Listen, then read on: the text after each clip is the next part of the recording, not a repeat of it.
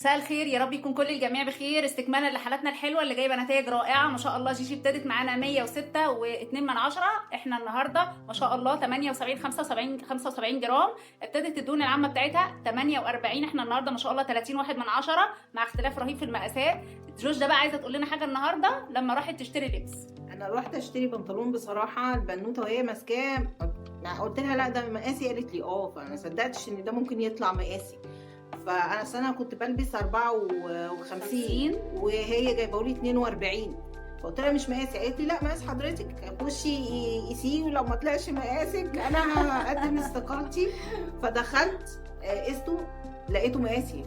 اصلي بصراحه ربنا يبارك لك يا دكتوره، يا رب ويحفظك بامانه، الله يبارك لك بصراحه. جوجة شغاله معانا ما شاء الله عليكي، ربنا يحميكي ويحافظ عليكي. جوجة اشتغلت معانا نظام غذائي وجلسات نحت القوام. جلسات نحت القوام بسم الله ما شاء الله غيرت معالم جسمها تماما، بقت حد وحد تاني النهارده تبارك الرحمن، مع فارق بقى تغذيه ولايف ستايل وصغرت 20 سنه. جوجة معانا النهارده تبارك الرحمن عليها. احنا حبينا نطلعها وندي دعم لكل حد بيقول لك الجلسات ما بتعملش نتيجه، لا بتعمل نتيجه وبتعمل نتيجه رائعه وبتفرق جدا في المقاسات من 54 ما شاء الله احنا النهارده 42 ما شاء الله في وقت قياسي. احنا ما كملناش مع بعض 3 شهور يا جوجة. الحمد لله ما شاء الله يا جماعه. اهتموا بنفسكم واهتموا بالتغذيه بتاعتكم، ما تحبس نفسك جوه هدوم مش بتاعتك.